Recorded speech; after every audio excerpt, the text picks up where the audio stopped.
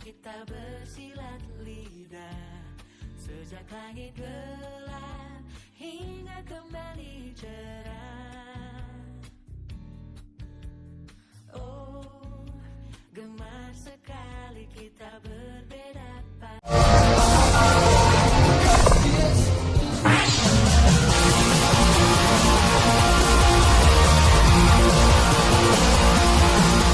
Nama Sediatmo mungkin masih asing di telinga masyarakat awam di masa sekarang.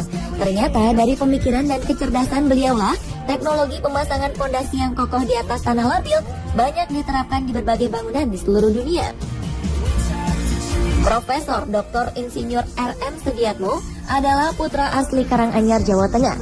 Ia adalah tokoh insinyur sipil, sekaligus seorang cendekiawan, praktisi, ilmuwan, dan guru besar teknik sipil di Institut Teknologi Bandung. Sebagai seorang pejabat di perusahaan listrik negara, beliau mengemban tanggung jawab untuk membangun 7 menara listrik bertegangan tinggi di daerah rawa-rawa kawasan Ancol, Jakarta. Saat itu ia dihadapkan pada persoalan struktur tanah di kawasan rawa-rawa yang lembek dan labil. Sediatmo pun berpikir keras untuk mencari metode yang lebih efektif, hingga muncullah gagasan untuk mendirikan menara di atas fondasi pelat beton dengan ditopang oleh pipa-pipa beton di bawahnya. Pipa serta pelat beton ini kemudian bersatu dan mencengkram tanah lembek dengan kuat sehingga menjadi dasar menara yang kokoh. Sejak saat itulah nama fondasi Cakar Ayam muncul. Selanjutnya ia menggunakan teknologi ini untuk proses pembangunan di tanah air. Di antaranya adalah pembangunan landasan pacu Bandara Internasional Soekarno-Hatta serta ratusan bangunan lainnya di dunia. Kehebatan teknologi fondasi Cakar Ayam hasil karya Profesor Sediatmo mendapat pengakuan paten dari puluhan negara di dunia.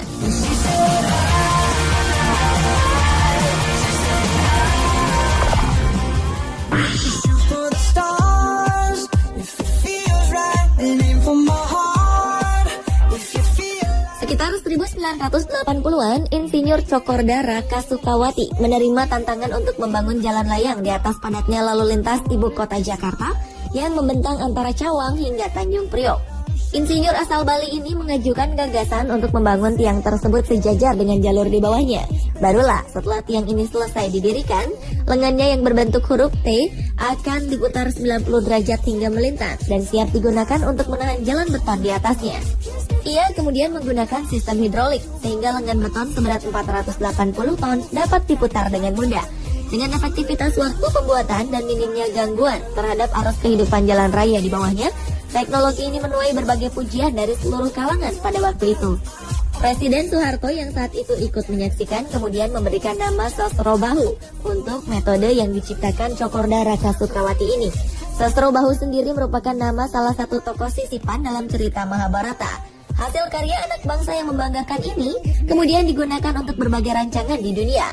Termasuk diantaranya adalah jembatan Seattle di Amerika Serikat, jalan layang metro Filipina, dan masih banyak lainnya. Temuan ini juga mendapatkan lisensi hak paten dari beberapa negara seperti Jepang, Malaysia, dan Filipina.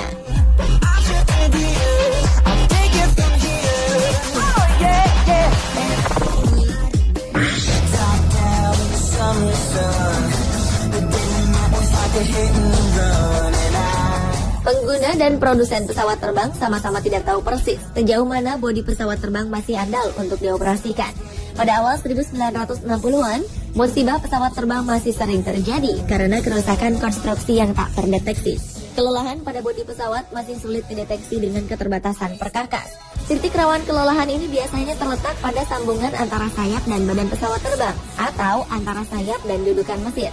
Elemen inilah yang mengalami guncangan keras secara terus-menerus, baik ketika lepas landas maupun saat mendarat. Hingga kemudian Pak Habibie yang menemukan bagaimana rambatan titik keretakan ini bekerja. Perhitungannya sungguh rinci, sampai pada hitungan atomnya. Oleh dunia penerbangan, teori Habibie ini lantas dinamakan crack progression, hingga membuat nama Habibie terkenal dengan julukan sebagai Mr. Crack. Berdasarkan teori ini, pesawat pun dibuat lebih aman. Tidak hanya dari resiko pesawat jatuh, tetapi juga membuat pemeliharaannya menjadi lebih mudah dan murah. Dalam dunia penerbangan, terobosan ini terkenal dengan sebutan faktor Habibie. Dengan begitu, secara umum daya angkut pesawat pun meningkat dan daya jelajahnya semakin jauh. Secara ekonomi, kinerja pesawat pun dapat lebih ditingkatkan lagi.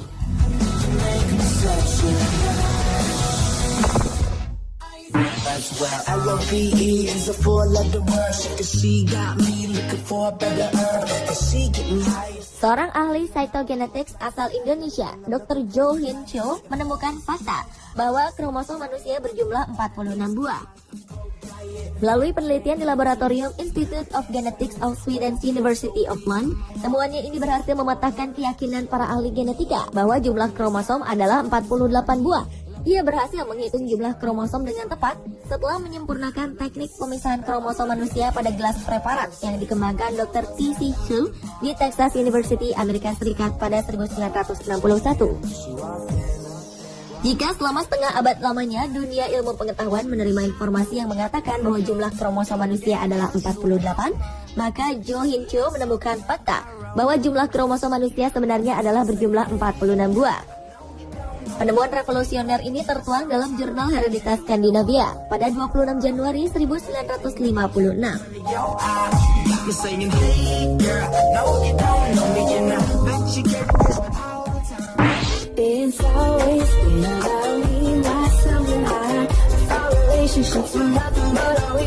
Siapa yang menyangka jika teknologi jaringan 4G ternyata ditemukan oleh orang Indonesia?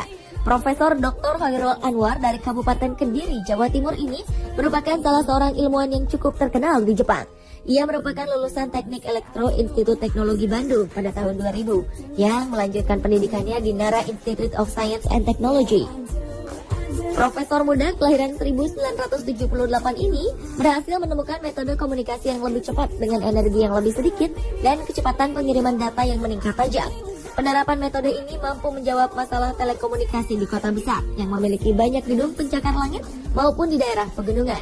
Sebab di daerah seperti ini, gelombang yang ditransmisikan mengalami pantulan dan delay lebih panjang. Temuan Profesor Hoirul Anwar ini menghasilkan penghargaan Best Paper untuk kategori Young Scientist pada Institute of Electrical and Electronics Engineers Vehicular Technology Conference pada bulan Mei 2010 di Taiwan.